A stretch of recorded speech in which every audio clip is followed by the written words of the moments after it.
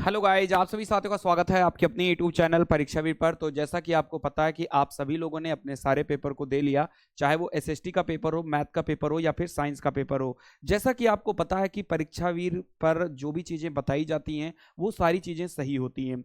आप लोग मैथ को लेकर के बहुत ज़्यादा डरे हुए थे, साइंस को लेकर के डरे हुए थे, एसएसटी को लेकर के डरे हुए थे। जिन भी साथियों ने मेरे साथ लगातार तैयारी की होगी, इस चैनल के साथ लगातार तैयारी की होगी ना, वो सभी लोग यही कह रहे हैं कि क्या सर आपने पेपर बनाया था, क्योंकि सारा पेपर जो है बिल्कुल वहीं से आया है जो मैंने आपको पढ़ाया था। भाई देखो यार, कोई भी सब्जेक्ट होगा एक आधा क्वेश्चन तो बाहर से आएगा ही आएगा। 100% तो तभी फंसेगा जब आपके पास पेपर होगा और पेपर लीक करा के तुमको बता दिया जाए। नहीं तो लगभग 98 से 99% जो चीजें थी वो पढ़ी पढ़ाई आपकी फंसी हैं। अगर मैं मैथ की भी बात करूं तो जिन साथियों ने मैथ मुझसे पढ़ी थी, मैं उनकी बात नहीं कर रहा हूं जो एक दिन दो दिन पहले पढ़े मैथ हमसे और फिर कहें कि हम शिवम सर से मैथ पढ़े थे, हमारा पेपर सही नहीं गया। वो अलग के लोग हैं, उन लोगों का कोई विषय ही नहीं है, उनको तो मैं कुछ मानता भी नहीं हूं, ये भी मैं बता दूं। जो केवल 2-3 दिन पढ़े हैं वो तो ऐसे होते हैं ना, भटकते भटकते आ जाते हैं कि चलो भैया इन नोट्स पढ़ लें, नोट्स पढ़ लें, नोट्स पढ़ लें। ये वही वाले होते हैं, ये कहीं एक जगह नहीं टिकते हैं, तो मैं उनकी बात नहीं कर रहा हूं। नहीं तो जिन बच्चों ने मेरी क्लास को देखा है, 24 क्वेश्चन यानी 24 नंबर, एक क्वेश्चन जो है बहुविकल्पी का जो क्वेश्चन था वो मैंने डायरेक्टली नहीं कराया था, लेकिन जो समझदार बच्चे होंगे वो उसको आराम से कर सकते थे। बाकी सारे क्वेश्चन मैंने हूबहू कराया है। लगभग 80% तो क्वेश्चन ऐसे हैं कि जिसमें वैल्यू भी नहीं चेंज है। हर एक चीज बहुत अच्छे तरीके से मैंने बताया है। एक बार आप लोग कमेंट करके मुझे जरूर बताइएगा कि क्या मैं ये बात सही कह रहा हूं या मैं झूठ मूठ का बोल रहा हूं। आप लोग सही बताइएगा, क्या आपको मैथ हो, साइंस हो या कोई भी सब्जेक्ट हो, अभी तक जितने भी सब्जेक्ट आपके हुए हैं, क्या आपको ये लगता है कि भाई परीक्षावीर का कोई तोड़ नहीं है? एक बार जल्दी बता देना। जो पढ़ाया है, जो समझाया है वही आया एग्जाम में। ठीक है, अब जैसे ये एक क्वेश्चन है, योग का तत्समक अवयव क्या है। ये क्वेश्चन हालांकि 2 नंबर क्वेश्चन है, अभी आगे एक वाला भी होगा। योग का तत्समक अवयव क्या है? मैंने आपको चीख चीख के बताया है कि योग का तत्समक अवयव होता है कि ऐसी कोई वैल्यू जिसको जोड़ दें तो उसके वैल्यू में कोई भी परिवर्तन ना आए। जैसे कि हम 5 में क्या जोड़ दें कि वो 5 ही रह जाए, तो आप कहोगे सर जी 0 जोड़ दोगे तो वो 5 ही रह जाएगा। ये मैंने एग्जैक्ट क्वेश्चन मैंने आपको कराया है और 0 इसका जो होगा राइट आंसर हो जाएगा। ठीक है, क्वेश्चन नंबर पहला क्या था, देखो पहला क्वेश्चन क्या था, सुनना ध्यान से। इन्होंने हमसे कहा कि यदि किसी त्रिभुज में 2 कोण असमान हो तो छोटे कोण के सामने की भुजा क्या होती है। अगर मेरे पास कोई भी त्रिभुज है, ध्यान दीजिएगा, अगर मेरे पास कोई त्रिभुज है तो जैसे मान लीजिए सबसे बड़ी, मान लीजिए मेरे पास 70 है, ये मेरे पास 50 है, ये मेरे पास 60 है, तो जो जितना बड़ा कोण होगा उसके सामने की भुजा उतनी ज्यादा बड़ी होगी। मतलब 70 के सामने की भुजा उतनी ज्यादा बड़ी होगी और सबसे छोटे कोण के सामने की जो भुजा होती है वो सबसे छोटी होती है। तो इन्होंने हमसे कहा था कि यदि किसी त्रिभुज में 2 कोण असमान हो तब तो छोटे कोण के सामने की भुजा क्या होगी, तो छोटे कोण के सामने की जो भुजा होगी वो छोटी होगी। यानी ऑप्शन नंबर सी जो होगा इसका बिल्कुल करेक्ट आंसर हो जाएगा। छोटे कोण के सामने की भुजा छोटी होगी। अगले क्वेश्चन पे आते हैं। ये देखो, ये एक क्वेश्चन था, इसी क्वेश्चन की मैं बात कर रहा था। ये क्वेश्चन मैंने स्पेशली ये क्वेश्चन तो नहीं कराया था, लेकिन ये क्वेश्चन काफी इजी था। 5xy² में x का गुणांक क्या होगा। तो अगर x का गुणांक पूछा है 5xy² में, तो x को हटा दो तो आपका हो जाएगा 5y²। यही आपका राइट आंसर हो जाएगा। जो बच्चे थोड़ा से दिमाग लगाए होंगे इस क्वेश्चन को आराम से कर ले गए होंगे। बिल्कुल सही बात है। आगे बढ़ते हैं। नेक्स्ट, यदि किसी पूर्णांक का योगात्मक प्रतिलोम ज्ञात करने के लिए उसमें किससे गुणा किया जाता है। अच्छा, जैसे मान लीजिए मैंने आपसे कहा कि बताओ भाई 4/3 का योगात्मक प्रतिलोम क्या होगा। ध्यान से बताइए, 4/3 का योगात्मक प्रतिलोम क्या होगा। तो भाई जाहिर सी बात है, आप कहोगे कि सर जी 4/3 का योगात्मक प्रतिलोम जो है वो -4/3 होगा। तो भाई क्या होता है, केवल साइन ही तो चेंज हो जाता है। इसका मतलब मैंने 4/3 में किससे गुणा किया था, -1 से गुणा किया, तभी तो वो -4/3 आया होगा। तो इसका आंसर सीधा सीधा क्या हो जाएगा, -1 जो होगा वो आपका बिल्कुल करेक्ट आंसर हो जाएगा। यानी कि मुझे -1 से गुणा करना होगा। आप लोग स्क्रीनशॉट ले सकते हैं। नेक्स्ट, परमेय संख्या 6/-5, क्या लिखा है यहाँ पे, 6/-5 कॉमा -7/6 और कॉमा -7/-6 में सबसे बड़ी कौन सी है। तो इसमें तो आपको बिल्कुल भी पेन भी नहीं चलाना है इस क्वेश्चन में। क्यों नहीं चलाना है, क्योंकि ये वाली वैल्यू आपकी -6/5 है, ये वैल्यू आपकी -7/6 है, और यहां पर माइनस से माइनस कट जाएगा तो 7/6 आ जाएगा। हमसे जो है सबसे बड़ी पूछी गई है, और सबसे बड़ी संख्या वही होती है जो पॉजिटिव होती है। ये दोनों तो निगेटिव हैं, तो ये दोनों तो बड़ी नहीं हो सकती हैं, तो सबसे बड़ी क्या हो जाएगी आपकी 7/6, यानी कि -7/-6 इसका राइट आंसर हो जाएगा। ठीक है, तो बहुविकल्पीय के पांचों आपके सही हो गए हैं। अच्छे क्वेश्चन थे। बहुविकल्पीय में थोड़ा सा घुमाया था एग्जामिनर ने, बाकी कोई दिक्कत नहीं था। एक घन मीटर में कितने, या एक घन मीटर को घन सेंटीमीटर में परिवर्तित करें, ये क्वेश्चन आया था कि एक घन मीटर को घन सेंटीमीटर में परिवर्तित करें। तो देखो भैया, एक घन मीटर को अगर आप सेंटीमीटर में परिवर्तित करोगे तो 100 × 100 से आपको मल्टीप्लाई करना होगा, यानी इसका आंसर जो है एक के बाद में 6 जीरो आ जाएगा, यानी यही हमारा क्या हो जाएगा, घन सेंटीमीटर हो जाएगा। क्योंकि 1 मीटर बराबर कितना होता है, 100 सेंटीमीटर होता है। तो घन का मतलब क्या होता है, घन का मतलब 3 बार हमें इनको गुणा करना होगा, यानी कि 1 के बाद 6 जीरो यहां पर आ जाएगा। स्क्रीनशॉट आप ले सकते हैं। नेक्स्ट, 25 सेंटीमीटर भुजा वाले वर्ग से 5 सेंटीमीटर भुजा वाले कितने वर्ग काटे जा सकते हैं। कई बार हमने आपको कराया था। 25 सेंटीमीटर भुजा वाले मतलब कि क्या हो जाएगा, आप सीधा इनका 25 का स्क्वायर कर देते बराबर x × 5 का स्क्वायर कर देते, क्योंकि वर्ग का जो क्षेत्रफल होता है वो a स्क्वायर होता है। क्या होता है, a स्क्वायर होता है। तो यहां पर 25 का स्क्वायर हो जाएगा, यहां पर 5 का स्क्वायर हो जाएगा, और छोटी के आगे हम लोग x का मल्टीप्लाई करते हैं। तो 25 का स्क्वायर बराबर 5 x × 5 का स्क्वायर। तो 25 का स्क्वायर हो जाएगा 25 × 25, और 5 का स्क्वायर हो जाएगा 25। तो 25 से आपका 25 कट जाएगा, यानी आपका जो आंसर आ जाएगा वो 25 आपका बिल्कुल करेक्ट आंसर यहां पे आ जाएगा। बिल्कुल सही चीज है, बिल्कुल समझते हुए आप लोग चलिएगा। नेक्स्ट, इसीलिए बोला जाता है मैथ 1-2 दिन का खेल नहीं होता, मैथ में आपको टाइम लगाना पड़ता है, मेहनत करनी पड़ती है। ठीक है, 1-2 दिन में मैथ नहीं समझ पाओगे आप, इसके लिए आपको बेहतरीन पढ़ना होगा। 5x², अब देखो इसको हम डायरेक्टली सॉल्व कर लेते हैं। देखो सबसे पहले तो हम x² को सॉल्व करेंगे। तो देखो भाई 5x² है -7x² है, तो 5 में 7 जाएगा तो माइनस का 2 बच जाएगा, यानी कि -2x² हो जाएगा।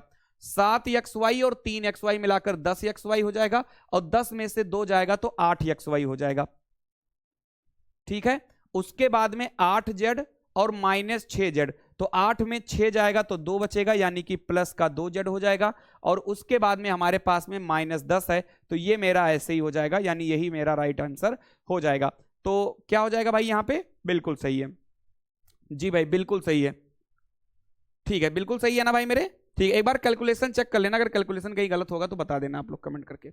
आगे, निम्नलिखित आंकड़ों से टैली चिन्ह लगाकर संख्याओं की बारंबारता ज्ञात कीजिए। कितना सिंपल है भाई मेरे, आप सिंपल सा ऐसे बना लेते। ऐसे मैंने कितनी बार मैंने आपको बारंबारता और टैली चिन्ह पढ़ाया है। ये देखो ऐसे आप इसको बना लेना था आपको। एक तरफ तो ऊपर आपको पद लिख देना है, यहां पर आपको बारंबारता लिख देना था, ठीक है, और यहां पर आपको टैली चिन्ह लिख देना था। सिंपल सी बात है। तो 5 कितने हमारे पास, तो 5 हमारे पास 2 है, इनकी टैली चिन्ह ये बन जाएगी। 6 हमारे पास कितना, 6 हमारे पास 2 है, इनकी टैली चिन्ह भी ये बन जाएगी। 5 6 हो गया। उसके बाद में 8 हमारे पास कितनी है, तो 8 जो है वो मेरे पास कितना है भाई, 3 है। कितना है भाई, 3 है। एक सेकंड में देख लूं, शायद इसमें क्वेश्चन शायद गलत लिखा हुआ है, मैं एक बार इसको चेक कर लेता हूं भाई जल्दी से, एक सेकेंड।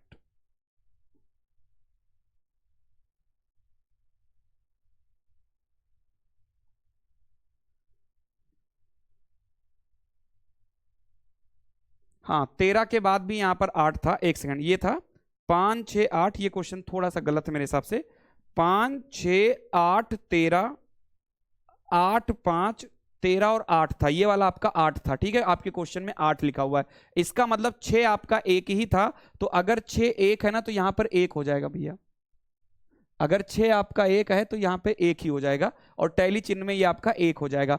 8 आपका कितना है, तो 8 आपका 3 है, तो 3 की टैली चिन्ह ये बनेगी। ठीक है, 5 6 8 हो गया, और 13 आपका 2 है, तो 2 का टैली चिन्ह क्या बन जाएगा, ये बन जाएगा। तो यही आपका राइट आंसर यहां पर हो जाएगा, आप इनको देख सकते हैं। डी भैया, ठीक है, ये बन जाएगा, स्क्रीनशॉट ले लीजिएगा आप लोग। नेक्स्ट, 1 के घात 5b माइनस ab के घात 5 के गुणनखंड ज्ञात कीजिए। बिल्कुल इसी टाइप का क्वेश्चन मैंने आपको कराया है जब मैंने गुणनखंड वाली क्लास कराई थी। इन दोनों में से ए बी आपका कॉमन हो जाएगा, तो यहां से आपका ए की घात 4 बचेगा और यहां से बी की घात 4 बचेगा। यहां पर हमको ए स्क्वायर माइनस बी स्क्वायर का फार्मूला लगा देना है। तो ये क्या हो जाएगा भाई, ए स्क्वायर माइनस बी स्क्वायर का फार्मूला लगाओगे तो एक ब्रैकेट में ए स्क्वायर प्लस बी स्क्वायर और एक ब्रैकेट में ए स्क्वायर माइनस बी स्क्वायर हो जाएगा। फिर यहां पर ए बी हो जाएगा ए स्क्वायर प्लस बी स्क्वायर और ये आपका कितना हो जाएगा, ये भी ए स्क्वायर माइनस बी स्क्वायर में टूटेगा तो एक ब्रैकेट में ए प्लस बी और ए माइनस बी। बिल्कुल सेम ऐसा ही क्वेश्चन मैंने आपको करवाया था, आपको अगर पता हो तो आप लोग जाइएगा गुणनखंड वाला पार्ट देखिएगा, तो वहां पे सेम ऐसे ही हमने आपको क्वेश्चन करवाया है। ठीक है, चलिए नेक्स्ट। परमेय संख्या की परिभाषा लिखिए, सिंपल है, ऐसी संख्याएं जिन्हें हम p बटा क्यू के रूप में लिख सकते हैं, जहां पर q is not equal to 0 होता है तो उसे हम लोग परमेय संख्याएं कहते हैं, याद रखना इस चीज को। नेक्स्ट पे आ जाते हैं, अगला, एक समबाहु त्रिभुज की परिमाप 18। तो देखो भाई, समबाहु त्रिभुज की जो परिमाप होती है ना वो 3a होती है। क्या होती है, 3a होती है। तो 3a बराबर 18 हो जाएगा, तो 3 छक 18 हो जाएगा, यानी कि a बराबर कितना हो जाएगा, a बराबर 6 हो जाएगा। तो अगर हम इसका क्षेत्रफल निकालेंगे तो क्षेत्रफल हो जाएगा √3/4 a स्क्वायर, हो जाएगा कि नहीं हो जाएगा। तो √3/4, a की वैल्यू आप 6 रखोगे तो 6 का स्क्वायर हो जाएगा। ठीक है, तो √3/4 और 6 का स्क्वायर 36 हो जाएगा, 4 9 36, यानी मेरा आंसर आ जाएगा 9√3 वर्ग सेंटीमीटर। क्यों भैया, कितना आ जाएगा, 9√3 वर्ग सेंटीमीटर, बिल्कुल करेक्ट आंसर हो जाएगा। समझ में आ गई बात। चलिए आगे बढ़ते हैं, स्क्रीनशॉट ले लिया करिए। आगे, एक भिन्न का हर उसके अंश से एक अधिक है। इनो, जैसे मान लीजिए मेरे पास अंश x है तो जो हर है वो क्या हो जाएगा, x + 1, क्योंकि भिन्न का हर उसके अंश से एक अधिक है। अंश तथा हर दोनों में से एक घटाने पर, अगर मान लीजिए हम इन दोनों में से एक घटा दें, ऊपर एक घटा दें और नीचे भी अगर हम एक घटा दें, इनमें से क्या करना है, एक घटाना है, तो जो हमें भिन्न प्राप्त होती है वो 1/2 प्राप्त होती है। हमको भिन्न ज्ञात करना है, तो ऊपर वाला x - 1 हो जाएगा, नीचे आपका +1 में से -1 कट जाएगा तो केवल x बचेगा और बराबर का 1/2 हो जाएगा। इनको गुणा कर लीजिए, क्रॉस मल्टीप्लाई, तो 2 का x से गुणा करोगे 2x और 2 × 2 हो जाएगा और x × x हो जाएगा। समझ में आ गई आपको बात। ठीक है, अब ये x आपका आगे आ जाएगा, -2 आपका पीछे हो जाएगा, तो 2x - x और ये -2 जब उधर जाएगा तो ये +2 हो जाएगा। 2x में से x जाएगा तो केवल x बचेगा, यानी कि जो आपका आंसर आएगा वो आपका 2 आ जाएगा। इतनी बात आपको समझ में आ गया भैया कि नहीं आ गया। तो एक भिन्न का हर उसके अंश से एक अधिक है, यदि अंश तथा हर दोनों में से एक घटा दिया जाए, इसमें से भी एक घटा दिया जाए, इसमें से भी एक घटा दिया जाए, तो वो भिन्न 1/2 हो जाता है। तो ऊपर तो x - 1 बचेगा, लेकिन नीचे वाले में से +1 और -1 कट जाएगा, यानी कि केवल x बचेगा। 2 से आप मल्टीप्लाई करोगे तो 2x - 2 हो जाएगा और बराबर x × x हो जाएगा। ये x आपका आगे आएगा तो 2x - x हो जाएगा बराबर 2, यानी कि x बराबर क्या हो जाएगा, x बराबर आपका 2 हो जाएगा। इतनी बात आपको समझ में आ गया, यानी कि जो इसकी भिन्न होगी वो क्या हो जाएगी, वो बिल्कुल यहां पर 2 हो जाएगा। ठीक है ना भैया, यहां तक समझ में आ गया, कोई भी दिक्कत नहीं है भाई मेरे जी, जल्दी से मुझे आप बता दीजिए, आ गया भाई समझ में यहां पर। ठीक है जी भैया,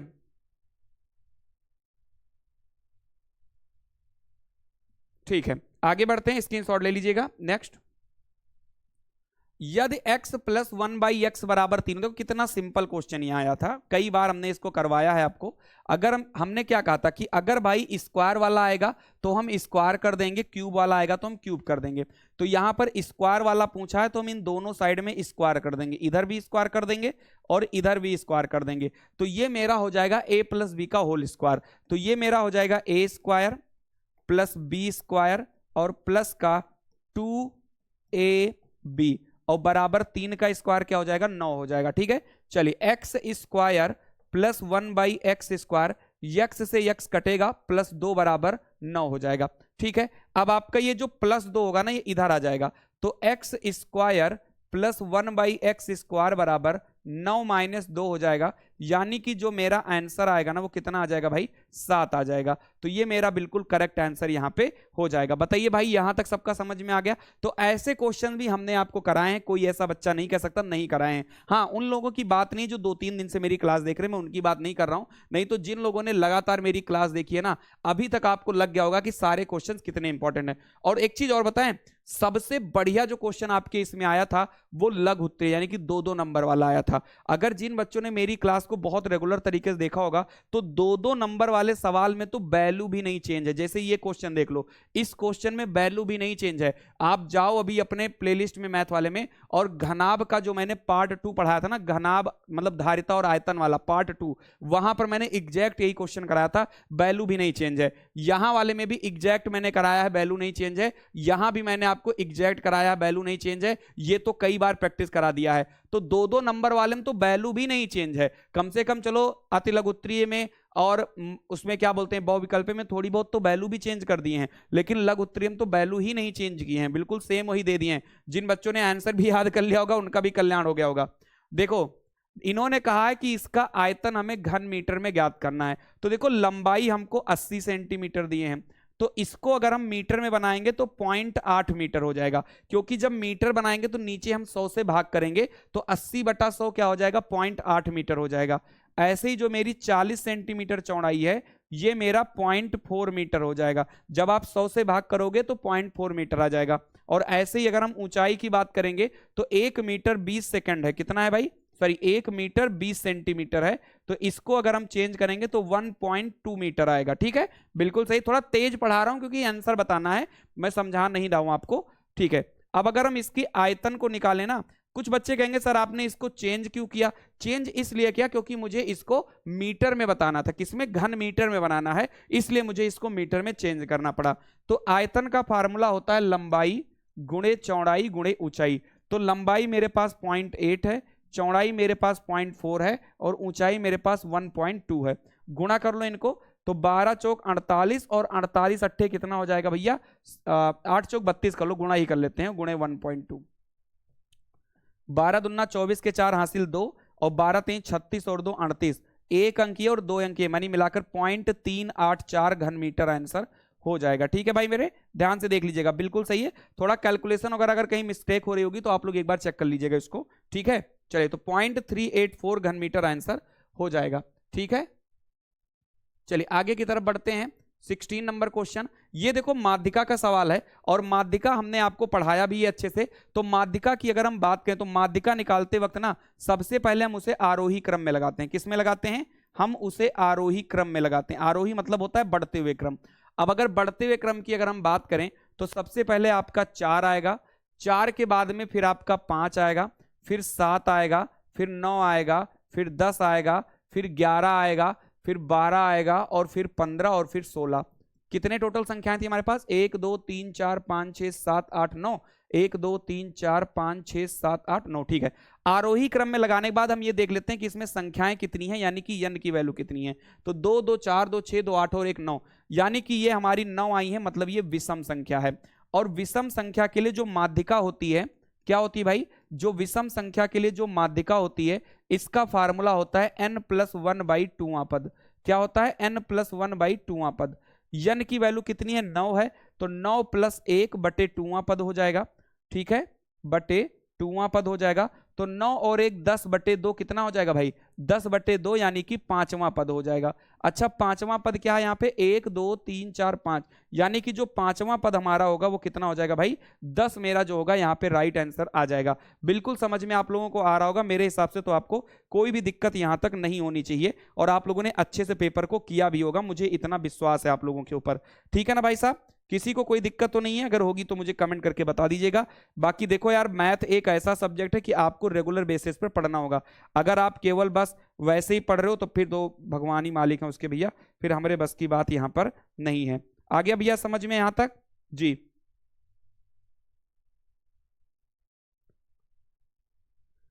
चलिए इतना समझ में आ गया आप लोगों को। चलिए अब बढ़ते हैं आगे की तरफ यहाँ पर और अगले चीजों को हम लोग देखते हैं जी। चलिए आगे की तरफ बढ़ जाते हैं, देखते हैं इसको नेक्स्ट। अब देखो ये क्वेश्चन था, इस क्वेश्चन में बिल्कुल भी जो है यहाँ पर क्वेश्चन में दिक्कत नहीं थी। एक 5 मीटर, देखो ये लंबाई दी है, ये चौड़ाई दी है, ये ऊंचाई दी है, ऊंचाई तक पानी भरा है। ज्ञात कीजिए कि हौज में कितने लीटर पानी भरा हुआ है। अब देखो अगर आपको पानी निकालना है तो सबसे पहले हम इसका आयतन निकालेंगे, और आयतन बराबर होता है लंबाई गुणे चौड़ाई और गुणे ऊंचाई। लंबाई मेरे पास 5 है, चौड़ाई मेरे पास 2 है और ऊंचाई मेरे पास 1.5 है। तो 5 दूनी 10 हो जाएगा गुणे 1.5। 10 को आप 1.5 से गुणा करोगे तो 15 घन मीटर आएगा। ठीक है, और हमें इस घन मीटर को किस में कन्वर्ट करना है भाई मेरे? लीटर में कन्वर्ट करना है। और आप सभी को पता है कि लीटर में हम कैसे कन्वर्ट करते हैं भाई, बताइएगा जल्दी से, जल्दी मुझे बताइएगा कैसे कन्वर्ट करते हैं जी। चलिए बिल्कुल, तो आपको भी पता है कि 1 घन मीटर में 1000 लीटर होता है, तो मतलब जो 15 घन मीटर होगा इसका मतलब क्या हो जाएगा कि 15,000 लीटर हमारा आंसर हो जाएगा, क्योंकि 1 घन मीटर में 1000 लीटर होता है। बिल्कुल करवा चुके हैं ऐसे क्वेश्चन, हमने बिल्कुल करवाए हैं। आप लोगों ने जिन्होंने रेगुलर पढ़ा होगा उन लोगों ने बिल्कुल सही किया होगा। नेक्स्ट बढ़ते हैं आगे की तरफ। एक 17 नंबर क्वेश्चन है, देख लीजिए। ये देखो कितना सिंपल क्वेश्चन है, ये तो मतलब एग्जैक्ट मैंने करवाया है, वैल्यू भी नहीं चेंज है। त्रिभुज कोण एबीसी और कोण पीक्यूआर में AB 3.5 सेंटीमीटर, BC देखें त्रिभुज है कि त्रिकोण है यार, एक सेकंड में देख लेता हूं। ये क्वेश्चन क्या था? हाँ, यदि त्रिभुज एबीसी में, ये त्रिभुज है यहाँ पे इसको सही करना है। यदि त्रिभुज एबीसी और त्रिभुज PQR में, देखो मान लीजिए मेरे पास दो हैं, सर्वांग समता का रूल यहाँ पे लगेगा। मान लीजिए मेरे पास त्रिभुज ABC है और एक मेरे पास त्रिभुज जो है यहाँ पे PQR था। ध्यान से देखिएगा, एक मेरे पास में PQR था। ये दो हमारे पास त्रिभुज हैं। इन्होंने बताया कि AB हमारा 3.5 है, ठीक है, BC हमारा 7.1 है और AC जो है 5 सेंटीमीटर है। उसके बाद में PQ जो है आपका 7.1 है और QR जो है वो आपका 5 सेंटीमीटर है और आपको इसमें PR जो है 3.5 सेंटीमीटर दिया गया है। तो त्रिभुज की सर्वांग समता का आपको परीक्षण करना है। कितना सिंपल क्वेश्चन था।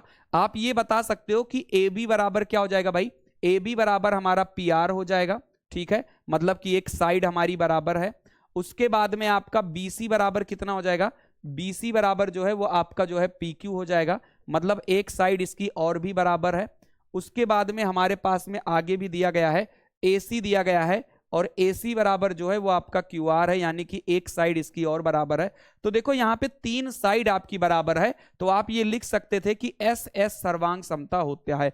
तो यही आज का क्वेश्चन था। पता नहीं कितनी बार ये सब क्वेश्चन को प्रैक्टिस करा दिया है। बाकी देखो यार, एक आधा क्वेश्चन तो नया हर साल आता है, ठीक है, वो मैंने आपको पहले भी बताया था कि नया एक आधा क्वेश्चन आएगा, आपको घुमाएगा, उसमें से जो समझदार लड़के होंगे वो आराम से उनको कर ले जाएंगे। कुछ लोग घबरा जाएंगे, नहीं कर पाएंगे, तो कोई दिक्कत वाली बात नहीं है। जिन लोगों ने अच्छे से क्वेश्चन किया होगा वो लोग बढ़िया नंबर, बढ़िया स्कोर आप करके आएंगे। एक बार अपने कमेंट बताइए कि आपको इस आंसर शीट के मुताबिक आपके कितने क्वेश्चन जो है यहाँ पे सही हुए हैं, ठीक है, एक बार बता दीजिएगा कितने क्वेश्चंस आपके सही हुए हैं। बाकी अगर किसी भी क्वेश्चन में थोड़ा बहुत हो सकता है कि मैंने कैलकुलेशन मिस्टेक कर दी हो तो आप उसको एक बार चेक कर लीजिएगा, क्योंकि मैंने उसको अभी क्रॉस चेक नहीं किया है किसी भी चीज को, ठीक है। चलिए, थैंक यू सो मच, जय हिंद। बाकी अपना स्कोर जरूर बता दीजिए और आगे के एग्जाम की आप लोग तैयारी करिए, जिसको जो आपका कल है। Thank you so much.